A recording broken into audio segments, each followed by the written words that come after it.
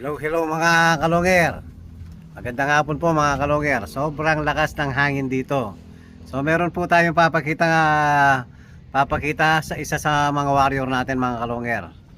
Naputol po yung pakpak.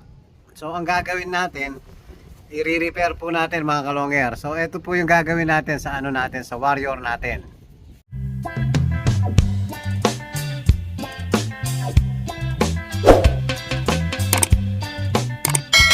Hello mga kalonger. So ito po yung isa sa nakalaban natin. So pakita mo kayo yung si Pato.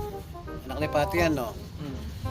Apo na. Apo pala ni Pato. So ito po yung pang 8 na pakpak. Ayan po. Naputol po.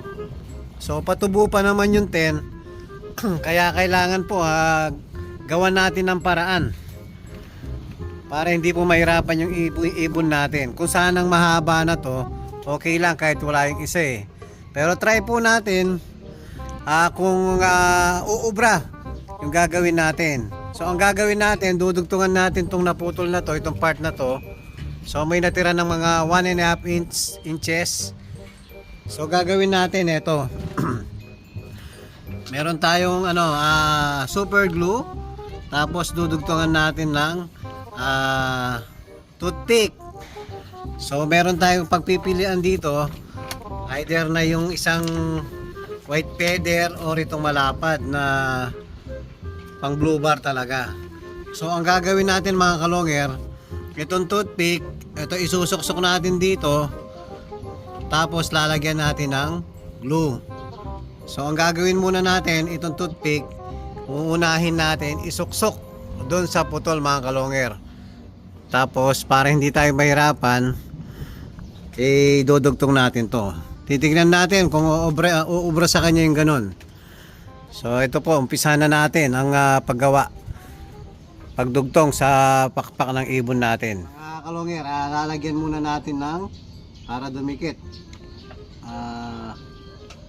glue o mighty band yung kanin.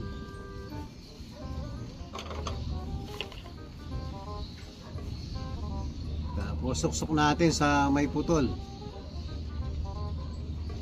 Yun.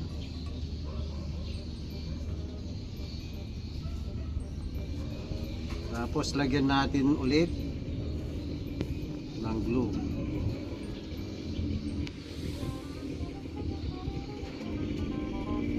Malagyan? Malagyan ba?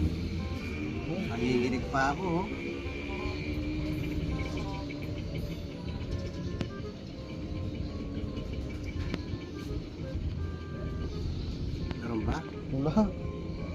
Walang lumalabas mga kaluher. Nanginginig kamay ko eh. Wala, sa dulo na Yan. Yan. Yun. So, tapos dudugtong natin yung pakpak. Yan mga kalonger. Dapat kahanay nila. Nag-stuck yun. Tingnan nga natin kung kahanay. Tingnan mo nga. Medyo balik ko. So yan mga kalonger. Ay. Yan. Yan po. Tapos lalagyan uli natin ng glue para mas madikit. Kaya lang yung glue natin ayaw lumabas. Mabigyan yung pakpak. Mabigyan. Ay, ito may nakalabas. Mabigyan na, baka dumikit. Yan, para magdugtong po yung sinuksok natin.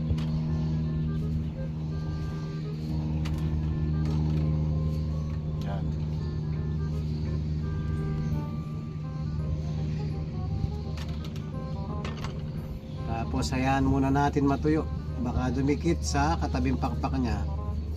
Ayan po mga kaloger, nagdugtong na. Yan, yan natin matuyo muna. O nagdugtong na, pati kamay ko ayun, ayaw na pong Ang dami palang pumatak. Ayan po, nagtugtog. Oh, naku! Ang dami pala mga kalungir. Nalagyan yung Wala. nasira. Dugtong. Sumobra pala. Dami palang bago sa ano ko. Oh. Wala, hindi ko rin na, ayun oh, crack na. Ang dami oh. Nag-crack dito. So mamaya bigyan natin ng ano. Tumikas kayo. Okay, maayos pa naman yun. Isang pakpak. Nasira. Hindi ko na malayan mga kalongin na sobrang. Pero maayos pa yan.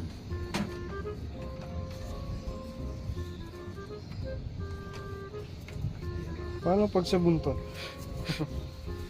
Ayan mga kalongero, una, sana wag matanggal. O yun, natanggal na yung ano ko. So meron pong nag-crack sa ilalim. So dudugtungan din natin. So ang gagawin natin, kukuha naman tayo rito. Baga pang Cobra. cover. So puputol tayo dito, paikot. Susuksok natin dun sa ano, linagay natin.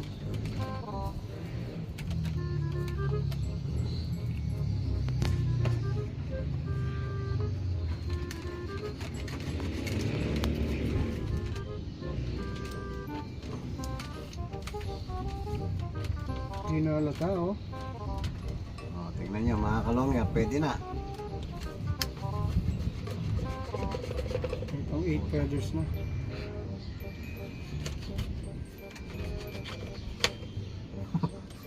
Mapurol yung ano natin.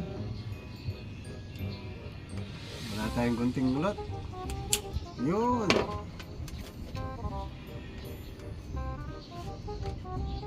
So gagawin po natin, haatihin natin to.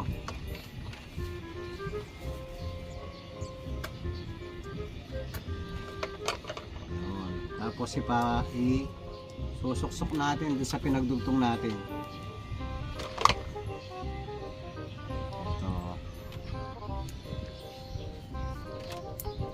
Sana maputol.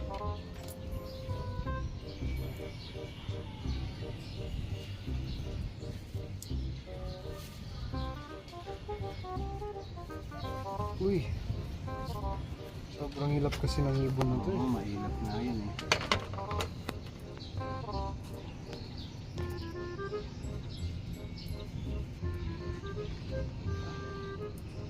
Ayaw ah.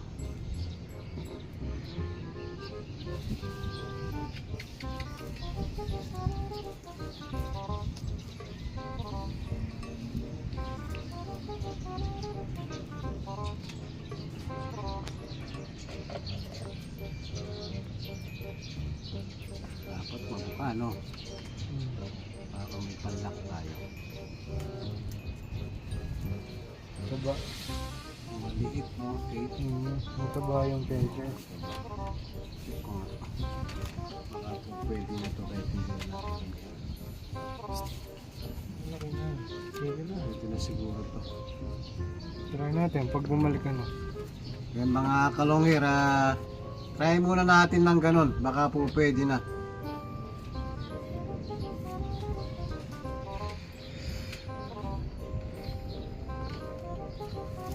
Yan po, kompleto na yung pakpak ng ano natin. Oh.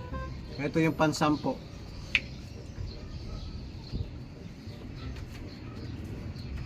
Ayan, repair na natin. Pag tumubo yung isa mga kalongir, itong pang 10. Ayan. So kahit ba matanggal na to, okay na. Pero pansamantala, ayan po, nagawa natin ng paraan mga kalongir. Ayan po, maraming salamat mga kalongir. Yan, lahat may paraan pag gusto natin. So, salamat po mga kalongir.